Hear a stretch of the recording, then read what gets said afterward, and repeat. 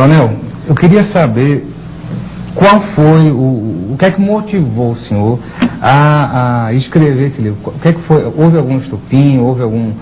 O que é que ebuliu aí dentro para poder colocar toda essa história aqui? Olha, o que me motivou a escrever esse livro foi o seguinte.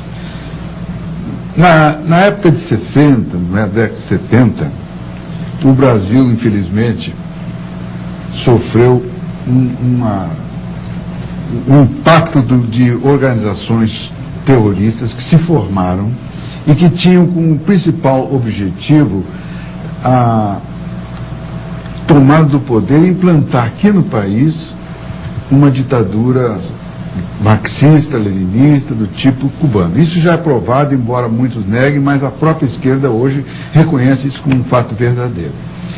E isso começou em 1961, ainda no governo democrático do Jânio Quadros. Em 61 eles estavam mandando pessoas para o exterior, para Cuba, para a China, para a Rússia, onde faziam curso de guerrilha. Então o país foi surpreendido com isso. A gente não sabia o que estava acontecendo. E eu era major, tinha acabado o curso de Estado-Maior, tinha sido transferido para São Paulo, e São Paulo era o auge, era o centro, ali é que ocorria mais os bombas, atentados, assassinatos.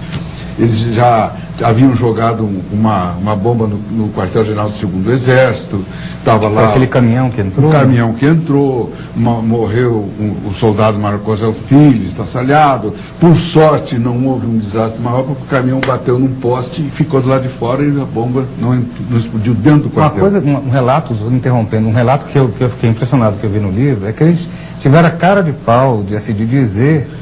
Que tinham colocado um cartaz na frente do caminhão dizendo que tem bomba. Atenção, assim. Explosivos, afaste-se. Ora, de noite, um caminhão entrando, ia dar tempo, isso aí é ridículo, né? Mas bom, então o que aconteceu? Eu fui chamado como major naquela época para comandar um órgão que estava sendo criado. E esse órgão foi criado também no Rio de Janeiro, foi criado em Porto Alegre, foi criado em Curitiba, em Recife. Chamava-se Destacamento de Operações de Informações, do DOI. Do DOI. Bom, e lá eu comandava cerca de 400 homens. E a maioria era da Polícia Militar do Estado de São Paulo, a direção era do Exército e eu era o comandante. Então, nós entramos em combate com essa gente, né? Mas tivemos sorte porque no Brasil todo, que se combateu, morreram de ambos os lados 500 pessoas. Na Argentina, que houve a mesma coisa, foram 30 mil mortos. No Uruguai, pequenininho, 4 mil. E por assim foi. Mas no Brasil, eu acho que nós tivemos muita sorte, e só sobre a maneira que nós conduzimos o combate, a maneira adequada, como fomos levando, de modo que chegamos a isso. Então, eu comandei esses homens que estavam lá. E o que me revoltou é que quando a gente derrotou esse pessoal, nós estendemos a mão para eles. Veio a anistia, pedra em cima disso, e vocês retornam para o Brasil, aqueles que fugiram e tudo, e vamos continuar. Essa época foi a época que João Figueiredo? Foi da época do Figueiredo. Só que eles... Pois não.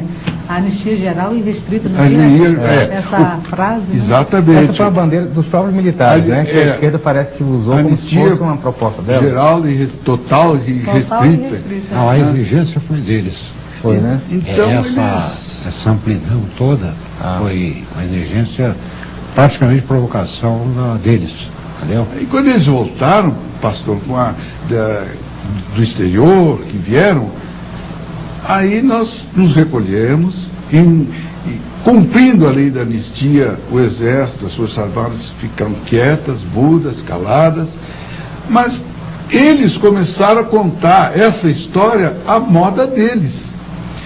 E eles foram muito inteligentes e foram formando, os formadores de opinião eram todos formados por eles, porque eles foram ocupando vagas nas universidades, no jornalismo. Só uma pergunta então, Coronel, toda a literatura da escola e toda a informação a nível escolar foram feitos por eles. Foi feita por eles. O Brasil, olha, os professores nossos, houve agora recentemente uma pesquisa que eu estava vendo, os nossos professores, 82% deles são admiradores do Che Guevara.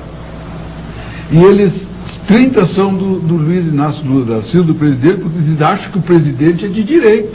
Imagina a senhora.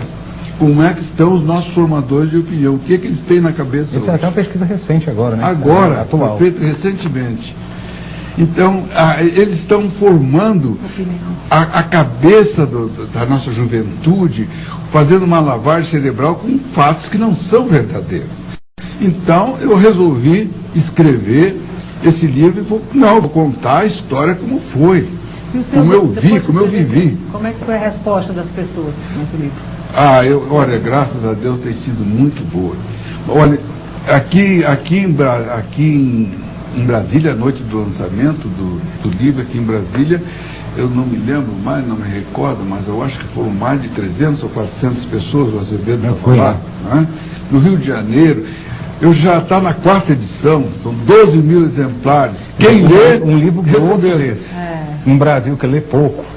Isso que eu em pouco tempo já está na quarta edição. E sabe outra coisa?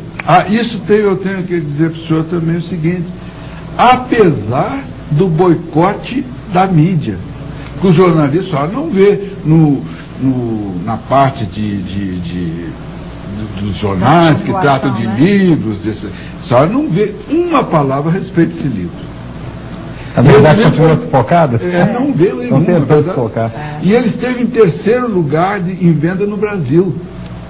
3º livro mais vendido no Brasil, teve várias semanas e não tocava em nada. Uma vez um jornal do Rio de Janeiro deu uma notinha pequenininha que estava em 3º aí que eu descobri. E a mídia sufocou, não deixa. As livrarias se recusavam a vender. Poucas livrarias aceitam vender o livro. Então é com muito sacrifício que a gente faz chegar nas pessoas, porque eles não querem que esse livro chegue. Mesmo assim, já vou para a 5ª edição agora, se Deus quiser. Então a opinião pública do Brasil foi manipulada? Eu sim, acredito que sim. Infelizmente sim.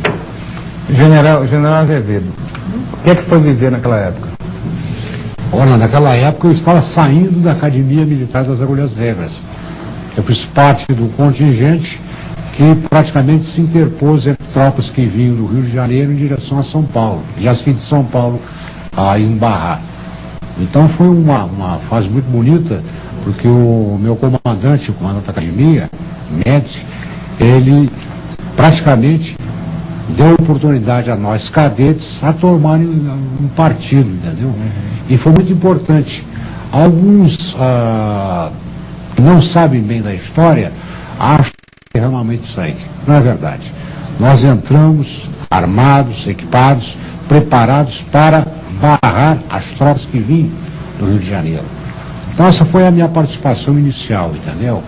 E a partir daí servi em várias atividades. Porque se fala muito, quando hoje a gente lê alguma coisa, quando a imprensa, a mídia, e as pessoas falam assim, no período da ditadura militar. Mas quando a gente começa a ver, foi uma contra-revolução. Porque o que estava sendo feito na época era uma revolução comunista. Eu acho que esse papel foi meio trocado. Quer dizer, o que vocês na época fizeram foi barrar uma revolução. Com certeza. Porque dos relatos que eu vi, a proposta era matar, ou seja, o poder a qualquer custo. Se tivesse que matar, porque mataram muitos militares, não teve alguns ataques desses? O objetivo deles, se tomassem o poder naquela ocasião, e isso está escrito nos livros deles, Jacobo Gorena, que é um grande escritor que eles têm,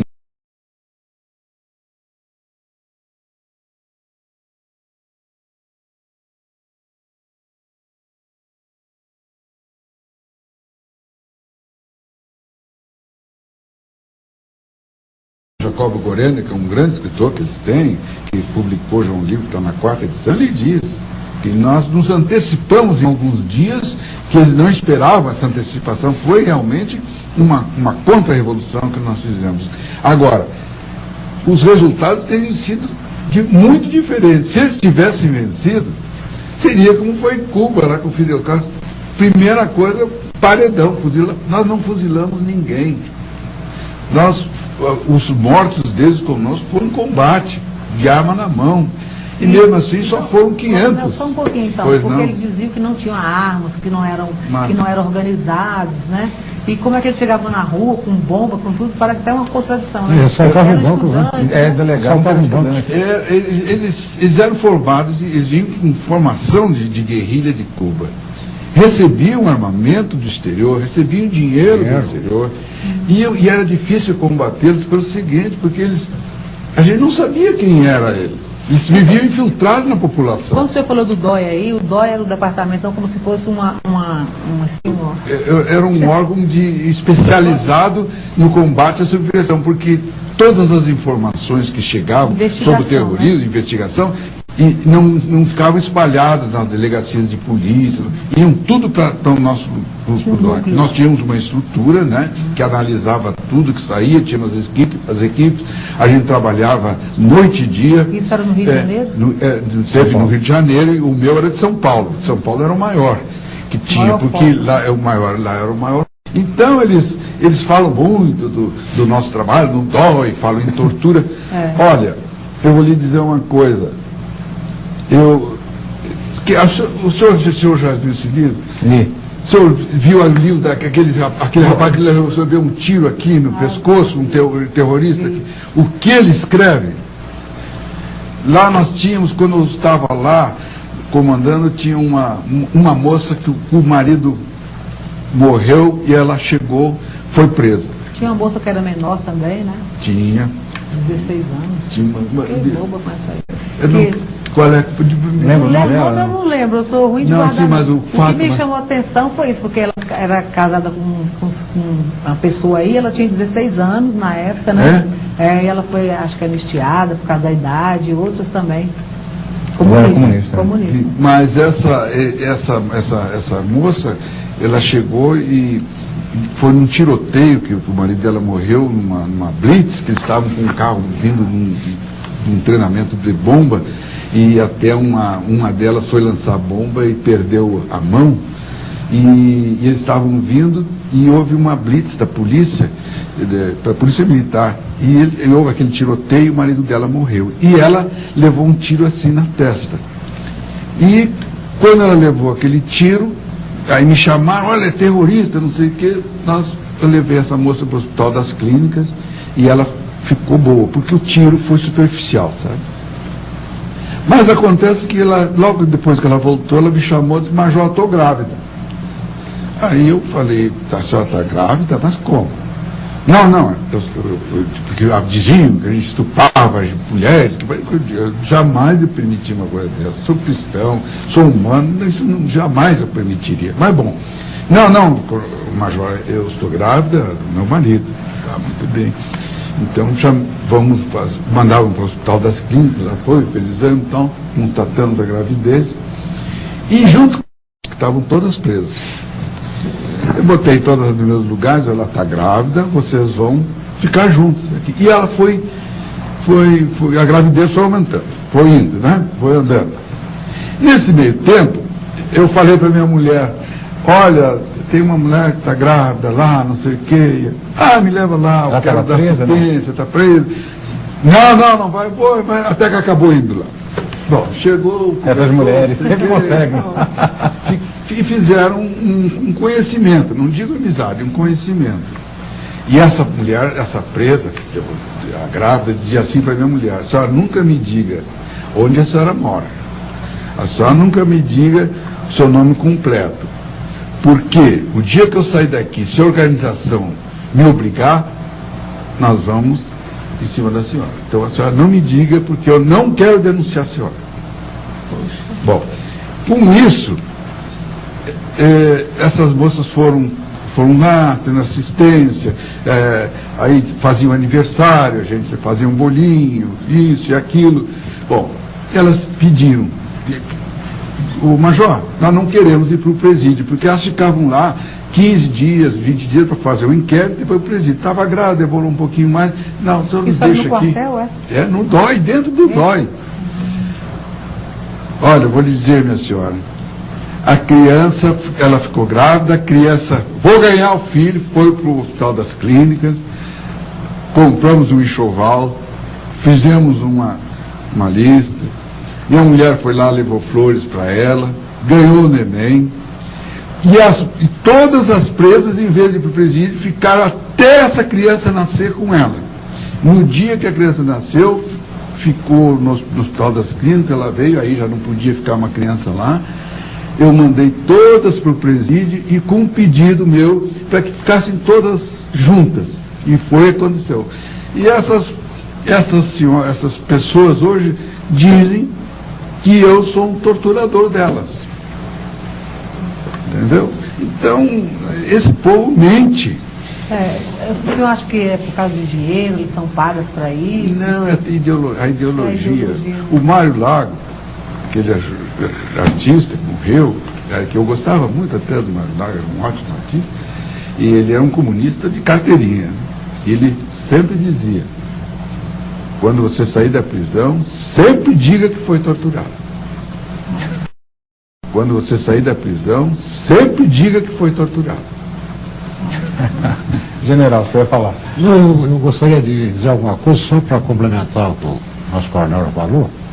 É que quando o coronel foi convidado para comandar o DOI-CODE, ele basicamente foi convidado pela capacidade dele. Era um homem de confiança, um homem leal, um homem trabalhador, enfim, reunia condições para esse convite, porque era um convite honroso. É como uma missão qualquer, vai servir em qualquer lugar. Você é convidado, às vezes é convidado, outras vezes é designado. No caso do DOI-CODE de São Paulo, como era uma organização muito forte, ele com certeza foi convidado pelas qualidades dele. Mas eu estou comentando esse fato pelo seguinte, quando eu estava, nessa época eu servia no Rio de Janeiro, eu cheguei a ser convidado, não para dirigir o DOI lá do Rio de Janeiro, mas para ser um dos integrantes. Então hoje, quando eu vejo a pecha que o coronel Ustra recebe, sendo atacado até por pessoas que flagrantemente ele até auxiliou, ajudou. Isso poderia ter acontecido comigo. Poderia ter acontecido com qualquer um militar que naquela oportunidade fosse major, tivesse em condições de comandar, tivesse naquela fase. Estava cumprindo Você entendeu? O que eu digo é o seguinte, antes de tudo, hoje o que ele passa, acusações falsas, torturador, essa pecha é uma vergonha. Ainda bem que ele tem uma família que está atrás de um amparo, mas, puxa vida, é difícil. E eu me coloco no lugar dele, porque eu poderia estar no lugar dele, literalmente. Eu poderia ter sido o Major Azevedo, o Coronel Azevedo, que teria comandado o DOI-CODE de São Paulo, o DOI-CODE do Rio de Janeiro, e depois ficaria a minha palavra contra a sua. Ela perguntou qualquer coisa, mas esse pessoal, olha, o Brasil já gastou em torno de 2 bilhões de reais com indenizações. Algumas agora, Ziraldo, delas para bandidos. Lê-se uma coluna do Hélio Gaspar, se não me falha a memória, sobre o Diógenes. Naturalmente, é preciso, para justificar esse dispêndio de recursos, de dinheiro, essa pecha, nós fomos torturados, nós merecemos isso aí.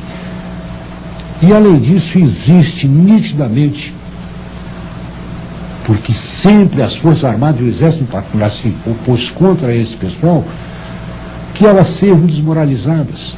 Não é à toa que muitas vezes surgem esses problemas, e às vezes contra quem está exposto, e o Coronel Ustra está exposto.